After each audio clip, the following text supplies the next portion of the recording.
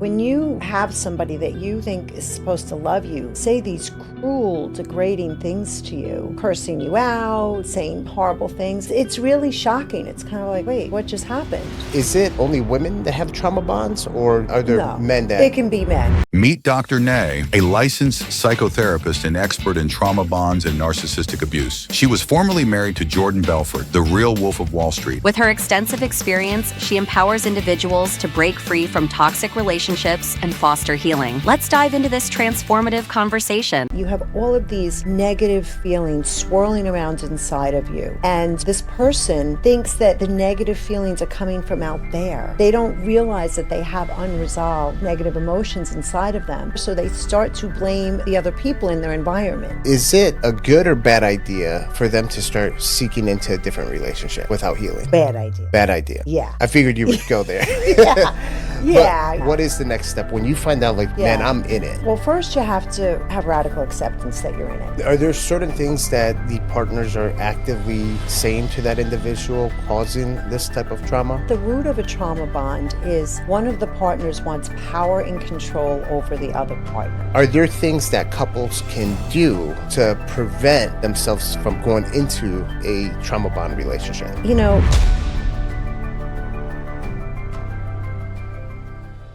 welcome to another episode of A Healthy Point of View podcast. I'm your host, Sam Tejada.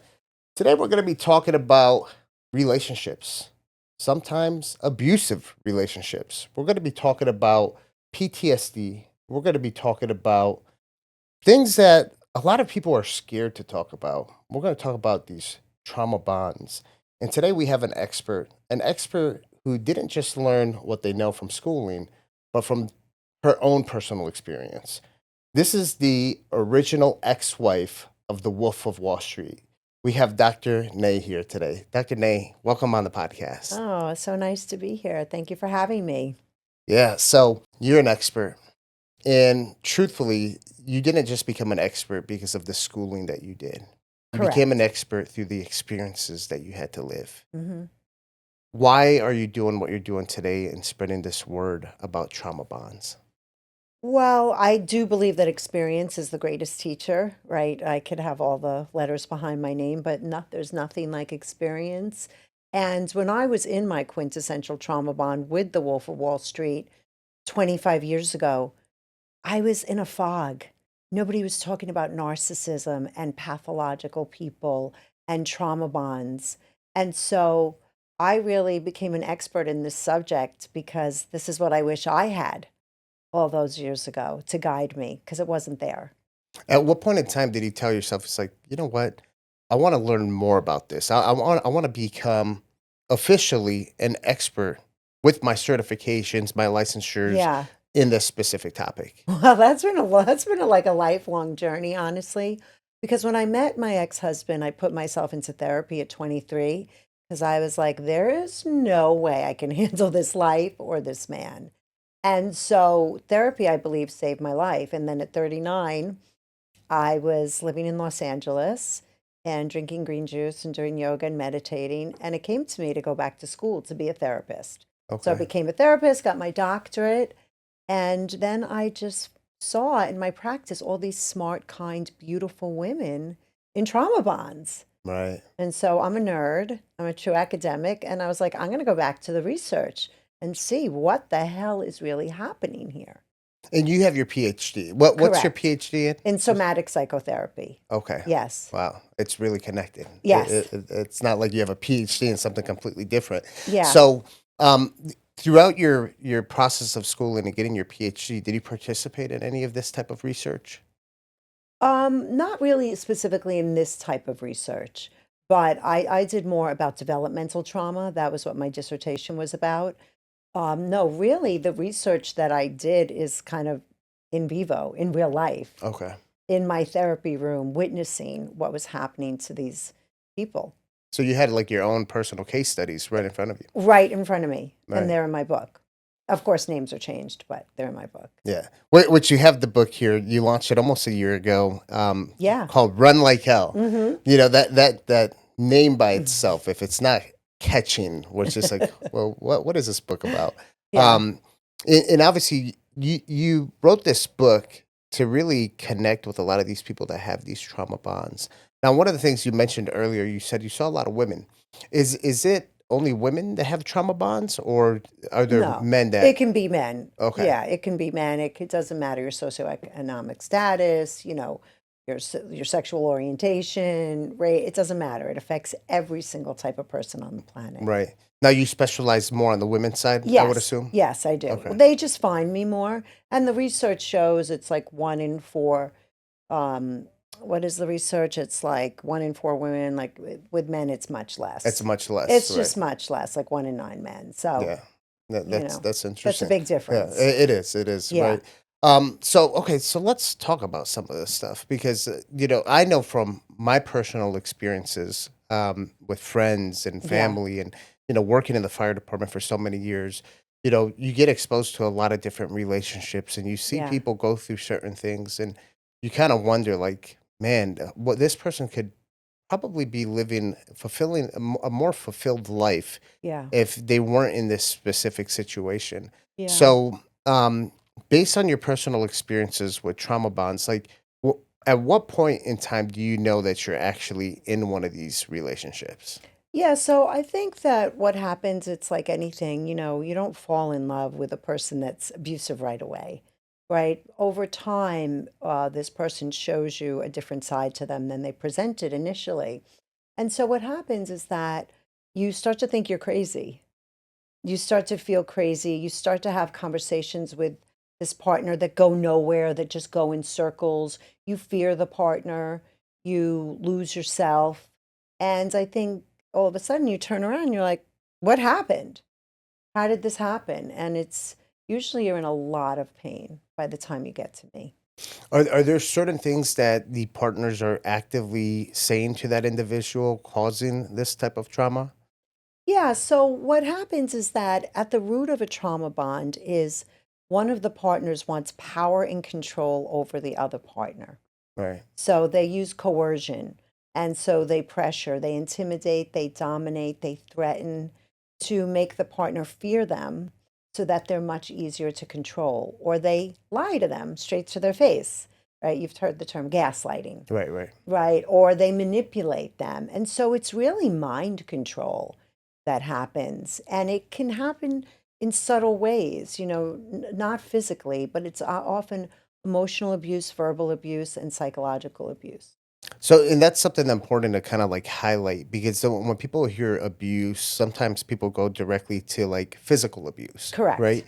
And one thing that I learned early on when it came to abuse is that physical abuse, yes, it might hurt, but it's not necessarily what actually sticks the hardest and has the Correct. biggest trauma towards Correct. you. Words, just Mm-hmm. words alone, like when someone says certain hurtful things, those Correct. things will last for Mm-hmm. years, decades. Mm-hmm. They So I will. want to talk about the power behind abusive words and what that can really do to another person.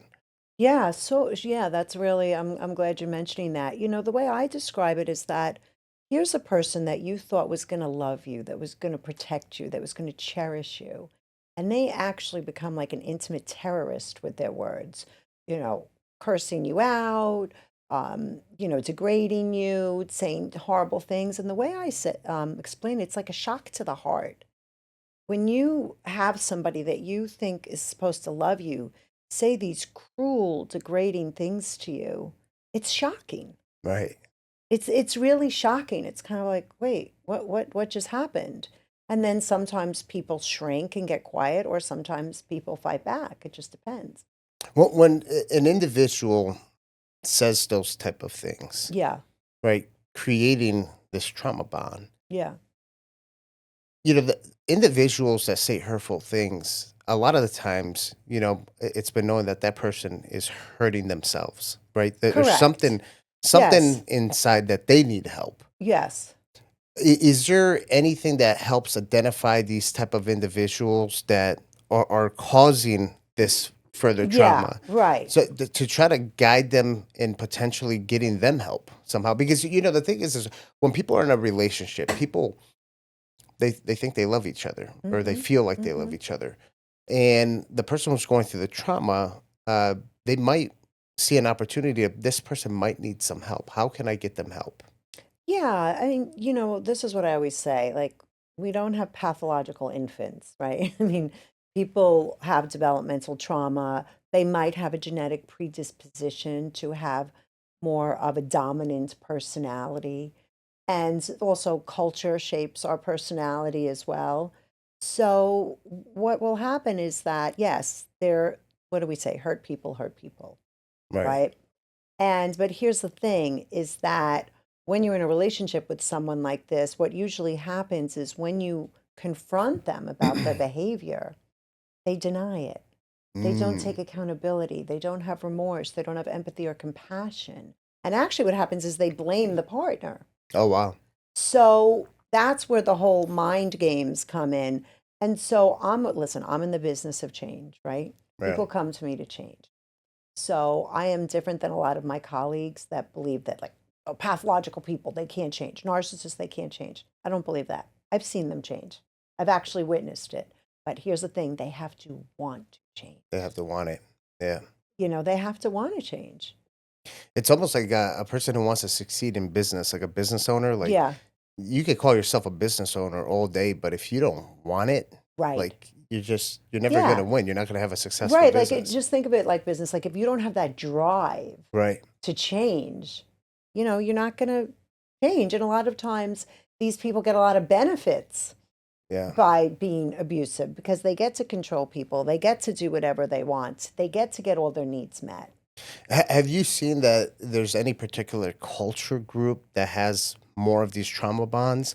Because, my mind's going into like, it's to just start spinning, like, about different relationships, Yeah. type of relationships I've gotten exposed to, me being Dominican from the Dominican Republic, Yeah. where, it was very kind of old school Correct. mentality where Okay. it's just like men lead the house, Yeah, they're in right? charge. My father never cooked, right, Right. growing up.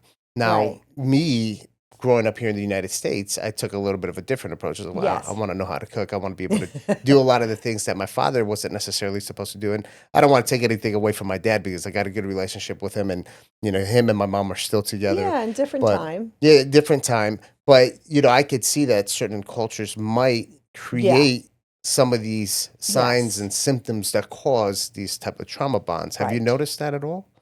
I mean, in some cultures can be more extreme, but honestly, I've just seen it in every In culture. every culture. Yeah.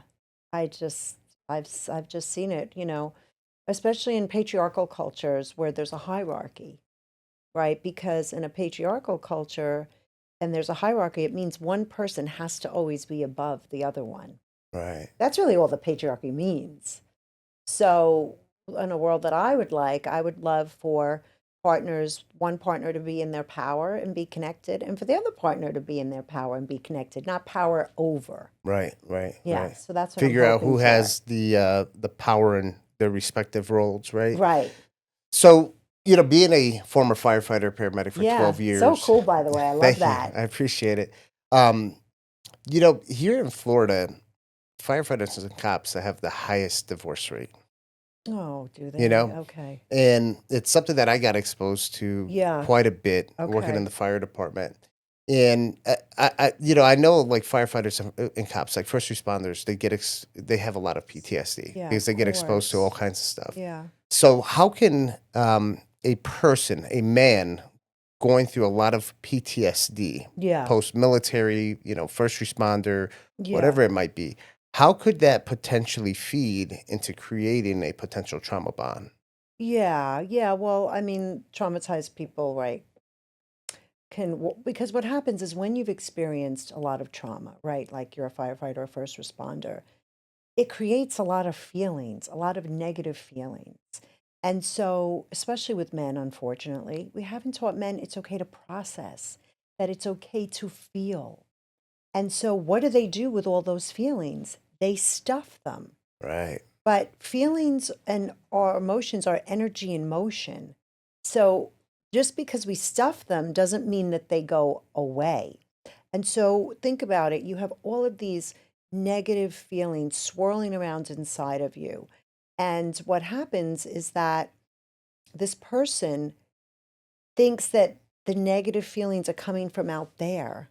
Mm, They don't realize that they have unresolved negative emotions inside of them. So they think those feelings are coming from out there. So they start to blame the other people in their environment. wow. Yeah. Makes No, sense, no, right? 100%. They Yeah. can't locate. It's like, oh, it must be her that I'm feeling sadness or anger or frustration or disappointment. No, it's probably unresolved trauma. Yeah. And how does a person like that, uh, how are they able to identify that and be able to deal with it? Well, that's where relationships can actually be a beautiful mirror, right? If your partner says to you, hey, like you're flying off the handle at every little thing and you're highly irritable and you're getting angry at things that don't seem to be warrant you being so angry. And if that person really does love that person, they hear it enough and the person says, listen, I'm only telling this to you because something's happening. And then hopefully the pains partner can hear that and then get help. Yeah. Yeah. Before I retired from the fire department about 5 years ago, um, I remember when I first started, Yeah. it was kind of like you just had to suck it up and like Right. just deal with it. Yeah. Anything you would see on these calls, the Oh, traumas and stuff, you kind of just like let it build up, right. right? And we started noticing like suicide rate was going up. Oh, The yeah. more traumas people got Course. exposed to, That's right. but eventually the cities started to bring a lot of these professionals, Good. right? And one of the biggest things that they would talk about is you have to be able to talk about it. That's right. You need someone to talk to That's about right. it, That's right. and you need that. It's how they say every great athlete has a coach. You need that coach to be able Yes. to at least guide you through the process. That's right. And before I actually retired from the fire department, it became like the new cool thing to be able to actually talk about certain things. And even if it Oh, wasn't related to the trauma, yeah.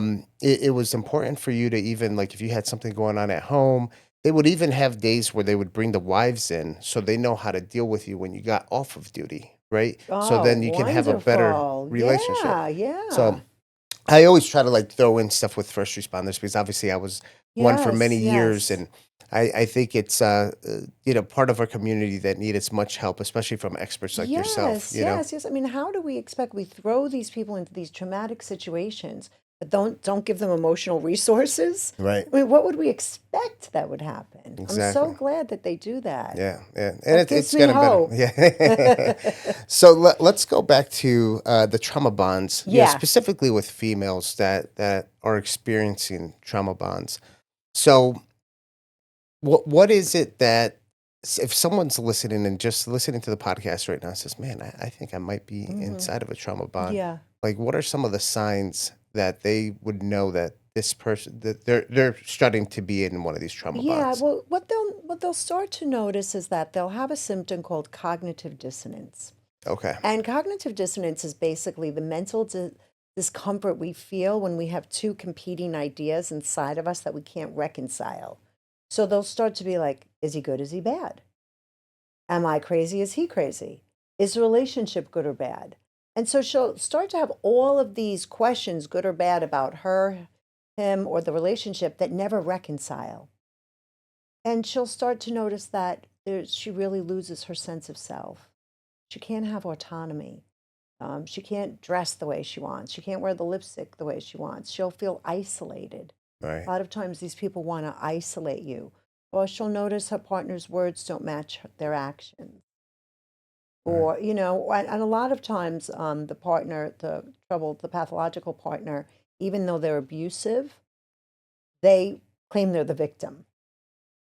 And so she'll see that even though this partner might be hurting her repeatedly, the second she confronts him, he's like, well, I'm not doing anything to you. It's me who's suffering, which could be true. She's just not causing it. Right. Right. So there's a lot of signs, which I talk about. As you can see, I could go on and Yeah, on. yeah. No, and this But is good. Is there certain things that the individual, the female that's going through the trauma yeah, bond, that she'll start catching herself doing that are not her typical behaviors? yeah, sure. She'll probably start to have something we call reactive abuse, where if somebody's abusive to you, and I behaves like this actually. finally, I'm from Brooklyn. So I was like, I would get angry in ways that I never even knew because I didn't grow up in a home where there was a lot of anger. So I was like, oh my God, I don't recognize myself. Or you abuse substances, right? Because you just want to numb and you don't want to feel what you're feeling, or you want to be in denial about the relationship. And you probably will isolate from your family and your friends because you're embarrassed. Right. I can't keep going back to them with the same story Right. and not leaving. So one of the things you mentioned is the substances, right? Yes, Which that's a form of sedation, correct. and those substances can include things like alcohol, Hmm. drugs, right? Oh, And sure. that's something that they would potentially catch themselves utilizing Yeah, frequently. yeah, Wow. sure, sure. Just to numb. Right. It's, I mean, substance abuse or substance dependence is a great way to avoid pain. Yeah. Yeah. And one of the things we were talking earlier about my business mentor, Yadek Tadler, who's big Yeah. into emotional fitness, mental health, Yes, yes. and we talk about sedation, and how sedation. A lot of people, sedate through drugs and alcohol, but sedation sometimes can be other things as well too. Like Mm-hmm. he would always talk about, he would sedate through working out for hours and hours. He would do the Iron Yes, you Man, mentioned that. you know, Yes, yes. and it's a little bit of a healthier sedation, Yeah, in my yes. opinion. Yeah. But at the same time, like if you're not addressing the issue and Mm-hmm. addressing the trauma that you have, so you can actually start going through the healing process, like um, sedation, you're still going to have those same issues, Right. and you're not going to solve them. That's right. So that guides me to the next question here.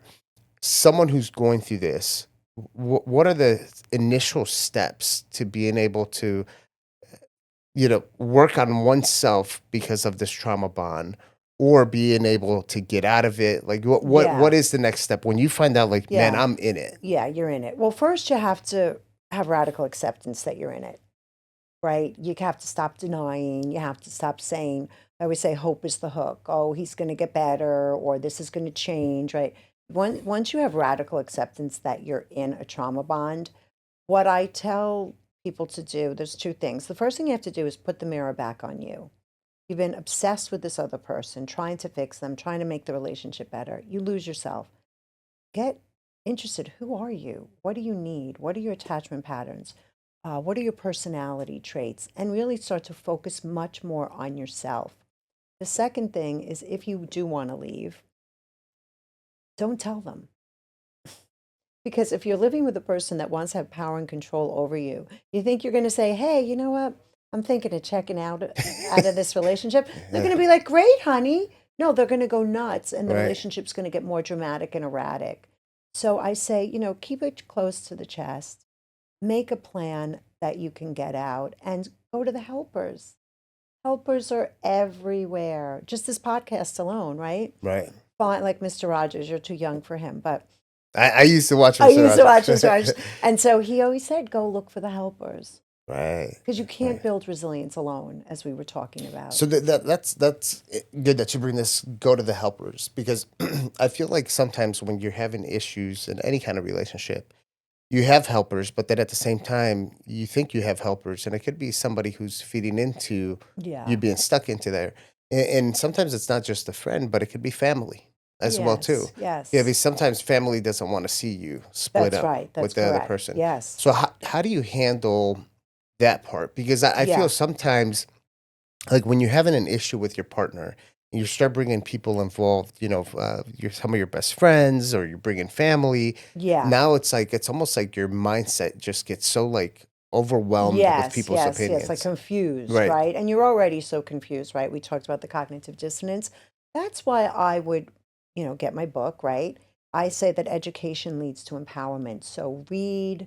Social media now is a great way to get educated and find a therapist. And, a lot of people will say to me, well, therapy's so expensive. But this is what I say. When I was becoming a licensed clinician, I had to do 3,000 hours at Wow. $5 an hour. Wow. Find one of those people who are training. Wow. Yeah, that's actually a good idea. Yeah, in Yeah. every state. Listen, we need the hours because we want to get licensed already, right? And you need the therapy.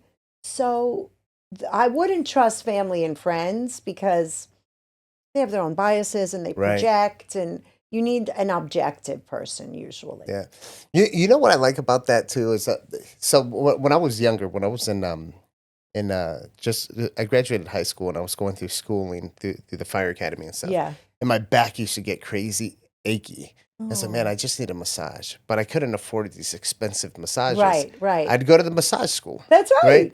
And Yeah. to be honest with you, these Yeah. kids that were going through We're massage great. school, they were fantastic. And as a matter of fact, I felt like they had more like drive and passion. Yes. So I personally feel, you bringing that up, you might get some of these people that are going through the training that are like so like gun ho and Yep. really want to They're help. not burnt out. Right, they're not burnt They're out. not burnt out. So yeah. that's an amazing thing. Is there somewhere? How do they find Do you these know, type you of go schools? to local colleges, local universities that have therapist training programs, Okay. and you can just like Google low fee therapy, and you just see what comes up, and then you just start to ask. Yeah, that's an Yeah. amazing idea. I love that. I feel like more people can get help going through Yes. that way. Yes. route. Yes.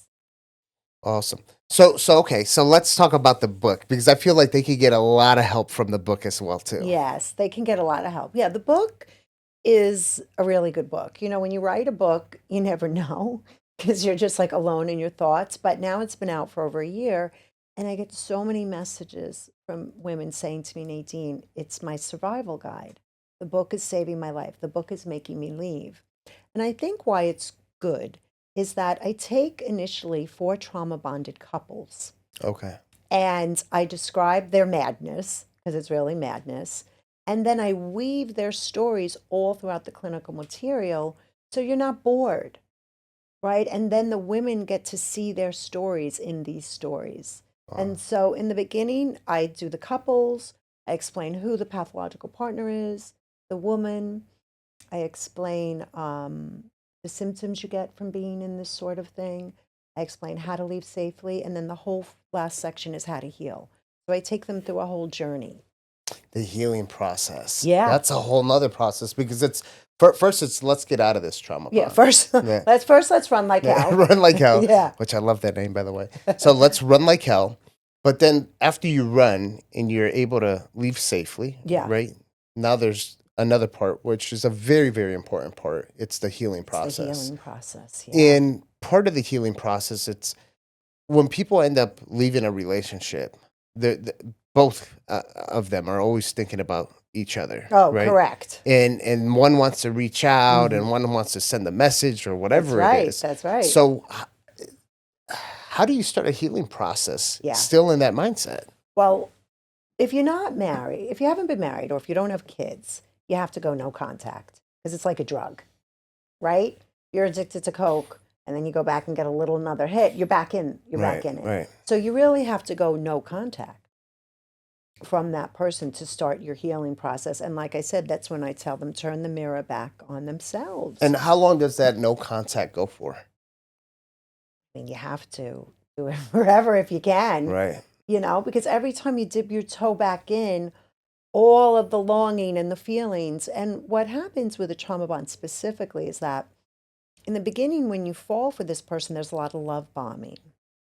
So that's a term that I'm sure you've heard, where it means that the person is like you're my soulmate, and they give you so much adoration and admiration, and they're obsessed with you. Right. And so when we leave, we're longing for the love bombing part.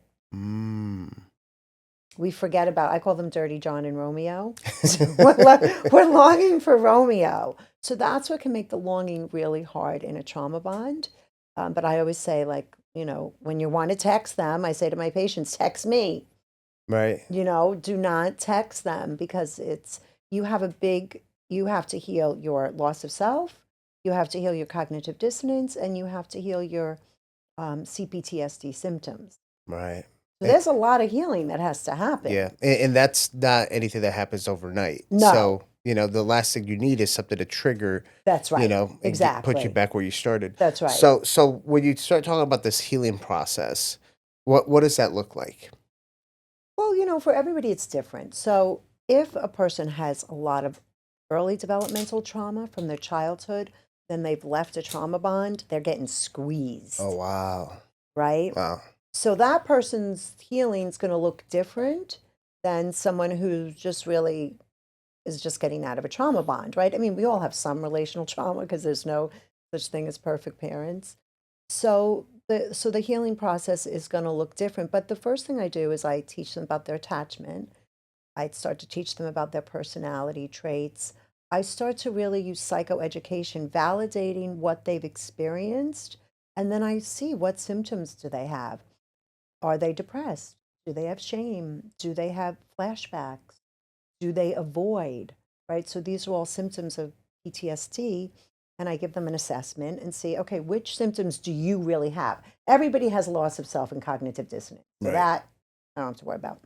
And then I come up with a plan and a program based upon what symptoms they have. Are there any like retreats that help kind of There like kick are off retreats. There are retreats. In fact, I just got asked to do one, but I'm doing a TED Talk, so I can't do it. But there are retreats that Okay. where people can go. And they usually leave for a few days for the They retreats? usually leave for a few days, and I also have a trauma bond recovery community Okay. that's really inexpensive. And in fact, tonight I'm running the group there. Oh, nice. Yeah, it's all Zoom, and so women can join that too to connect with other women, get validated, Right. and Right. because we can, as you keep mentioning, we gain strength with each other. Yeah. Yeah. There's definitely a support system. Yeah, they You need know. support because it's really hard because they want to call, Yeah. they want to go back. Yeah. Yeah. That's amazing that you have a group like that. You know, Yeah. it's I've been part of different brotherhoods, and when you have another person that you feel comfortable where you could just reach out to and kind of let them know Right. what you're struggling with right now throughout the process, Correct. you at least have someone that you can bounce Yeah. things off of. Yeah, you So, don't have to do it alone, and you right. can have someone talk you off the ledge and say, take out your list of all the bad things he did, read it, ride the craving for 20 Yeah. minutes, and then, see how you feel. Yeah. Yeah. Okay. So, man, there's just so much when it comes to like someone who's been through any kind of trauma. Now Yes. we're talking about that healing process of what it's Mhm. like. Now, most people, when they go through that healing process, and I don't want to put a number out here that's going to scare someone to even consider going through the healing process, but Yeah, how long can that healing process go for? 2 years. 2 years. Yeah. Wow. I That's don't it. tell them that when they first come, No, of because course then they'll not. run Yeah. away. But no, but if they ask me, I'm pretty honest. But again, it depends upon they've been in therapy before, did they have relational trauma? But Right. no, it's healing is a process, right? I mean, I'm 57. I'm still healing. And Right. I've been in therapy for 25 years and I'm a doctor. Like it never ends. We just get better at it. Yeah, yeah. So someone who's in a trauma bond Yeah. and they start thinking about how they want to get out of that relationship. Hmm.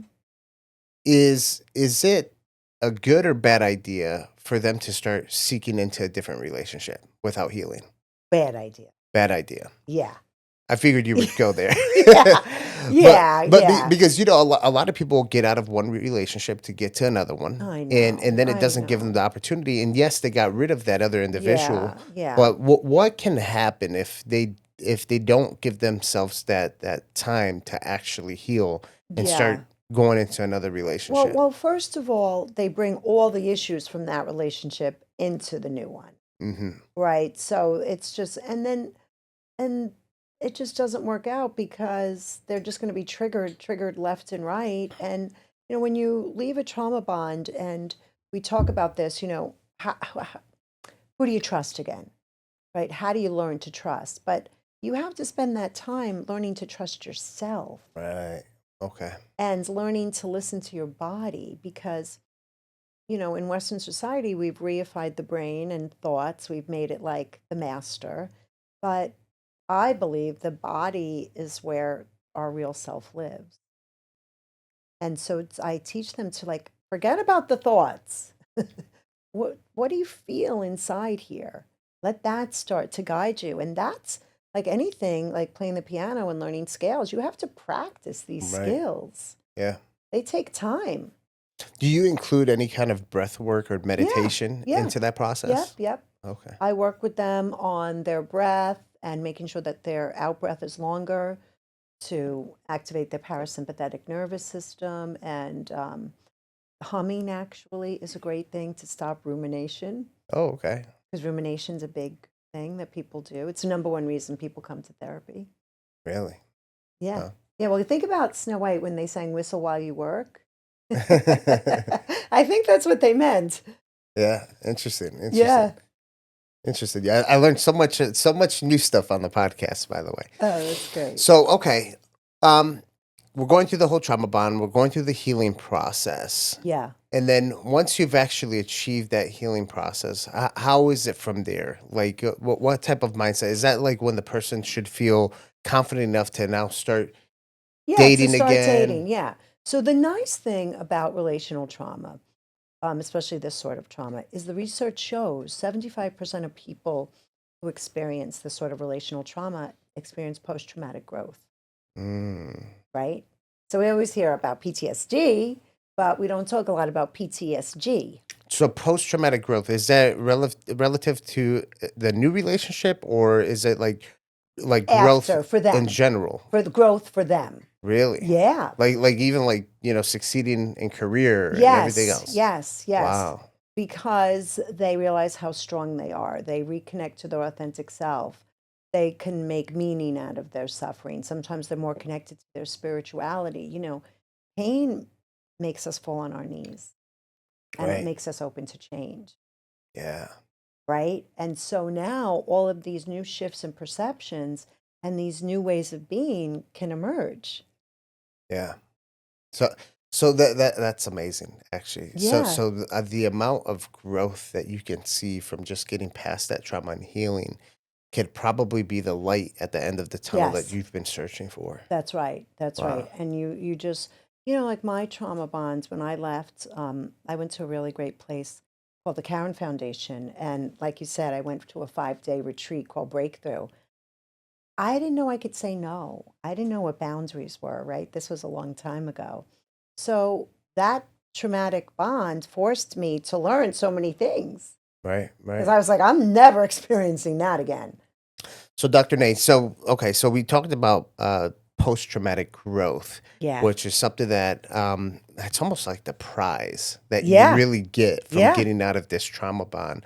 So, that post-traumatic growth, I think that's one of the things that people have to also think about is like when you're in such this trauma bond, what is Yeah. really happening and how you're being held back from a lot of the things that you Yes. have envisioned yourself, That's correct. in life doing a lot of these things, right? Yes, yes. Yeah, because the trauma bond does hold you back from reaching your best self, because this person wants control over you. So you can't become your best self. It's just an impossible situation. And so when you leave, it's so freeing, even though it's scary too. I mean, don't get me wrong, right? It can be fear, and you can be sad, and you can be lonely. But once you work past those feelings, and healing's not linear, there is a better you, I think, on the other side. I mean, that's been my experience, and I've helped so many women have that experience. Amazing. It can a trauma bond happen long term versus it just Yes. happening right away? Like, someone who's had a wonderful, relationship, a marriage for 5, 6 years, and then all of a Yes. sudden people start noticing you're 9, 10 that the Yeah. actual trauma Yeah. bond develops. Yes, that can be That can very happen. common. Yes, yes, for Okay. different reasons. Like maybe the person becomes more successful and they become more arrogant, or maybe they become less successful and more depressed and they act it out. Yeah. Right, right. Yeah. So okay, so that's a good thing. It's like you have to like watch out for this, Yes. throughout your entire relationship, regardless if it's 5 years or 20 years. That's right. Um, That's right. are there things that couples can do to prevent themselves from going into a trauma bond relationship? Yeah, we live in a world, thank God, now where therapy is open to everybody, right? Where self-help and personal growth, spiritual growth, physical, mental, emotional health, if you want it, it's out there, Right. right? And so, I think about my own daughter. Uh, she is a therapist, and I was watching her and her husband and her baby, and her husband's her equal. Her baby's happy. They live in a calm, safe home. And I'm like, you know what? We broke the generational trauma. Wow. And she's a therapist in this Yeah, she area does of just basic therapy. okay. Yeah, but she's a therapist too. Oh, that's pretty cool. Yeah. That's got to be rewarding. It's as very well, right? rewarding, right? Okay. So that's pretty cool. So and the reason why I was asking that is I've started noticing it's become more popular for couples, like married couples, to Yeah, actually have a therapist that just nothing really is going on negative in the relationship. They just yes, have it to keep the relationship healthy. And right, some of these therapists are like giving them things to do on the weekend. That's going to create right. more kind of a social Yes, environment for both, besides them yes. being on the phones or whatever it is. Right, right, So right, right. Because everybody comes with some relational trauma, right, right? I mean, nobody has perfect parents. So we've all been wounded in some ways. And so when you go to therapy, you get to understand what your partner's wounds are and not trigger them and right, not also take it so personally, yeah. right? Yeah, yeah. Because that's the part when people take things too personally, Yeah, then it gets like totally blown out of proportion, and exactly. So that's you not get good to for you. learn about your partner. And I think that's really important. And I've been married now for 25 years. Oh wow, Yeah. wow, wow. So we definitely know each other's Yeah, triggers. yeah, for sure. 25 years, I would hope. Awesome. So, Dr. Nay, as we wrap up here, if there is one person out there that's Yeah. listening who can really, resonate with everything that we've been talking about, Yeah. with dealing with PTSD, dealing with a trauma bond, having some of these serious relationship issues, what is that one thing you can tell them D- right now? So if you're feeling like, oh, this is resonating, I'm in a trauma bond, don't ignore that feeling and approach healing. Don't avoid it. Don't deny it. Don't dismiss it. Don't just say, oh, it's going to get better tomorrow. It's going to get better next week. Trust your gut and approach healing. Even if it's just a little bit, make the phone call. The research shows even making a phone call to a helper, you start to feel better. Wow. Wow. If you have the feeling, make the phone call. And guys, we're going to share some of this contact info with you guys to make sure that you have access to Yes. this information to Yes. be able to reach out to a helper. And, the other thing you could do also is get the book. Oh, yeah, you could get the The book. book is Yes. That's definitely going to right. give you a lot of guidance A of, lot of guidance. So, Yes. all right, awesome. So, where can people find you? Okay, so they can find me on Instagram at The Real Dr. Nadine. They can go to my website, drnae.com. Now, my community is a bit of a pain, but it's tbr.drnae.com.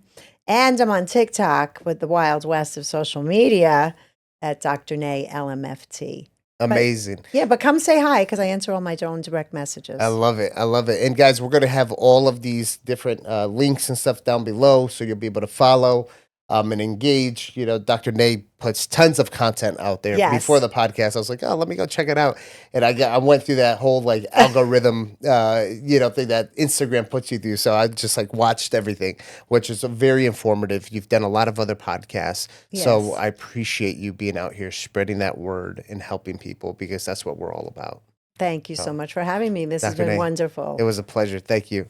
Guys, thank you again for watching another episode of a Healthy Point of View podcast. Make sure you subscribe, follow, share this podcast. And, we all know someone who's dealing with some of these issues. So make sure you share this podcast with them because it could be that one person that just needs to hear it. Until the next one, we'll see you.